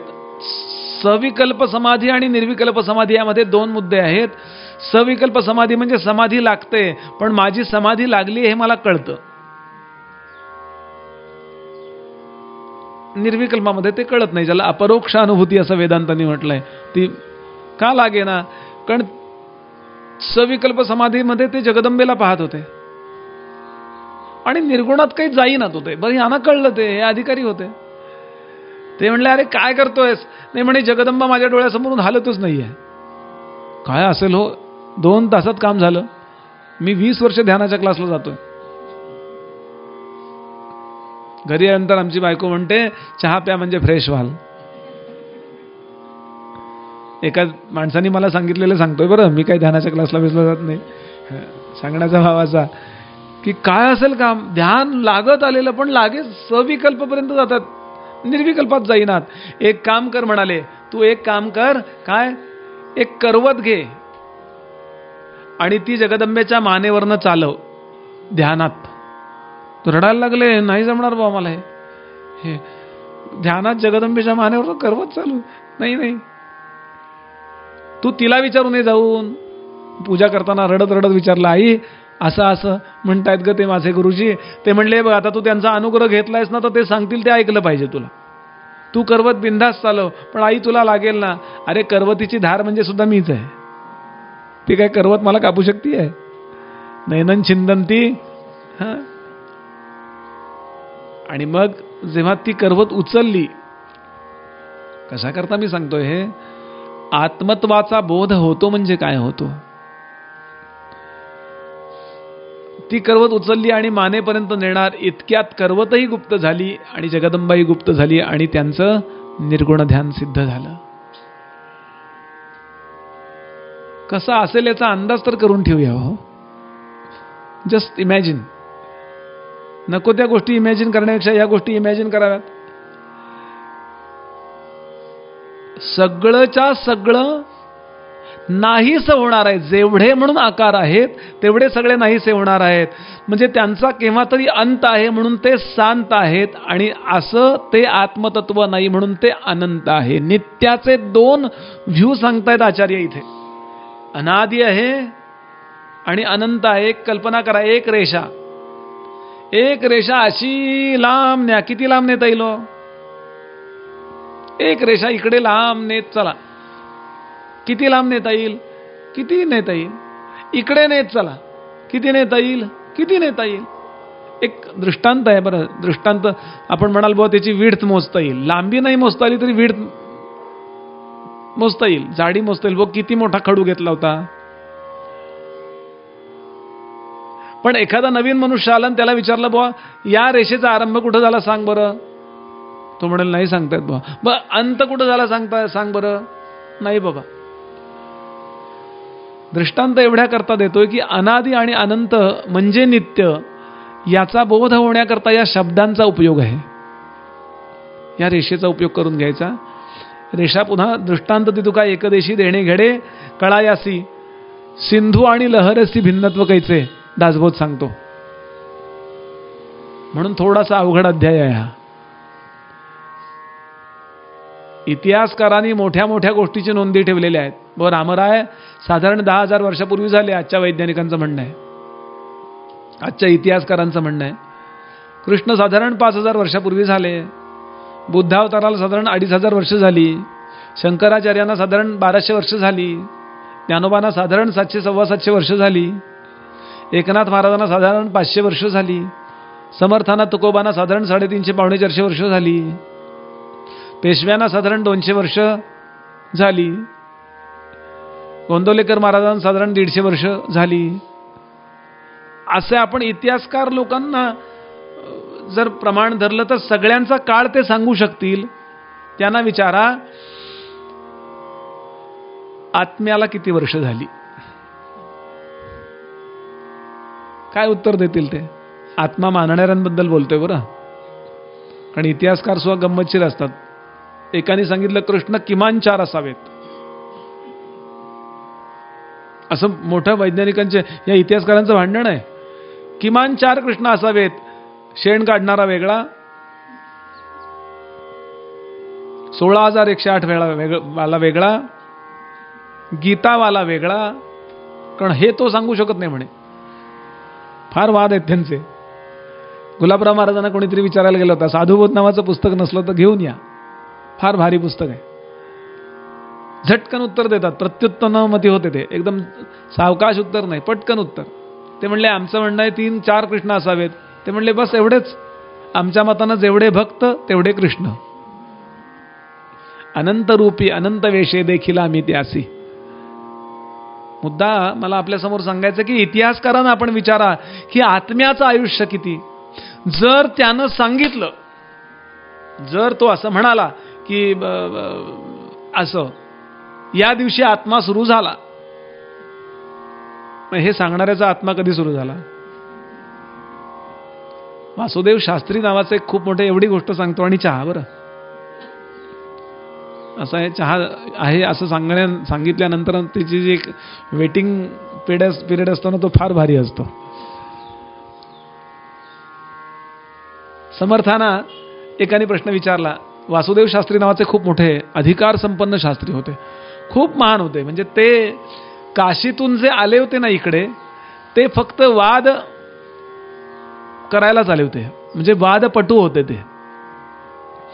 त्यांच्या जानव्याला सोन्याची मूठ असणारी सुरी बांधली होती छोटीशी. ज्या दिवशी वादात हरेन त्या दिवशी जीभ कापून त्याच्या पायावर ठेवेन. काय तामसी प्रतिज्ञा आहे. आणि गावोगावी जिंकत चालले. ती मला पूर्ण कथा सांगायची नाही आहे. समर्थांनी फक्त विचारलं, एक विचारू का तुम्हाला? ते माण नदीच्या काठी आले वादाला. आजही ती जागा दाखवली जाते जिथे वाद झालाय. समर्थांनी अशी वाळू घेतली तिथली आणि सांगितलं, शास्त्री भाऊ बाकी वाद नंतर करू, माझ्या हातामध्ये वाळूचे किती खडे आहेत सांगा. ते गडबडले. ते म्हणले असं कसं सांगता येईल? ते म्हणले तुम्ही शास्त्री आहात ना? हो. मग शास्त्रात सगळं सांगितलंय ना?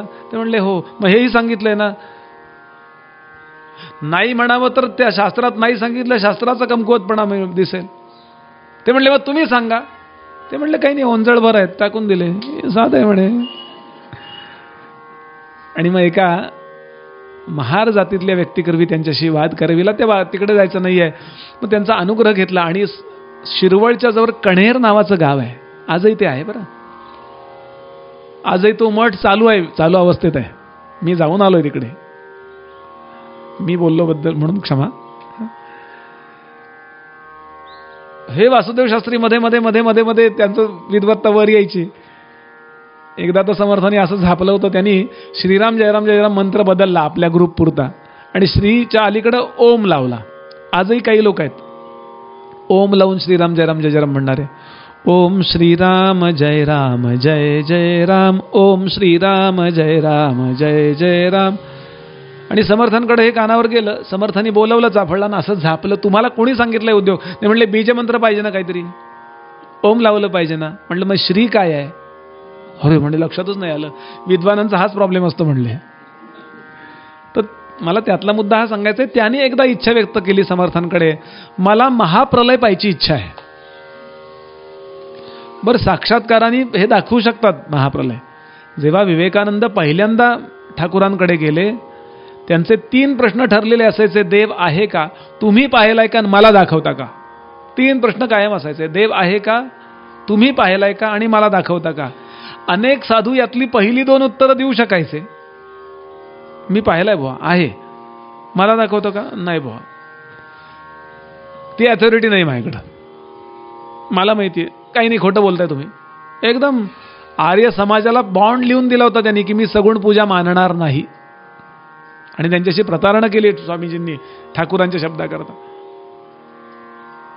पहिल्यांदा जेव्हा गेले तेव्हा ठाकूरांनी फक्त एक केलं, अरे तुझीच वाट पाहत होतो मी. आल्या आल्या समोर आल्याबरोबर यांनी, हा 19 वर्षाचा मुलगा होता, 19-20 वर्षाचा असताना सर ते असताना नागासारखा पण असतो, नंतर लग्न झाल्यानंतर 5-1 वर्षांनी बदलतं सगळं. इकडे म्हणाले, तो म्हणले तुमची साधू लोकांची स्टाईलच असते, तुझी वाट पाहत होतो वगैरे म्हणायचं आणि त्या माणसाला आपल्या जाळ्यात ओढायचं. ते म्हणले काय नाही, ये इकडे, तुला देव पाहायचा आहे ना, हेच 3 प्रश्न विचारतोस ना. फक्त आपल्या उजव्या पायाचा अंगठा त्यांनी त्याच्या कपाळाला लावला नोरेंच्या, आपण वाचलं असेल हे, आणि त्याला सगळं जग असं गरगर गरगर गरगर गरगर गरगर फिरतंय, काही सहनच होईना त्याला. आणि तो ओरडायला लागला, बस बस, पाऊल काढून घ्या, पाऊल काढून घ्या तुमचं, मला काही कळत नाहीये, माझी बहीण लग्नाची आहे, माझे आई वडील आहेत, माझं अमुक आहे, माझं तमुक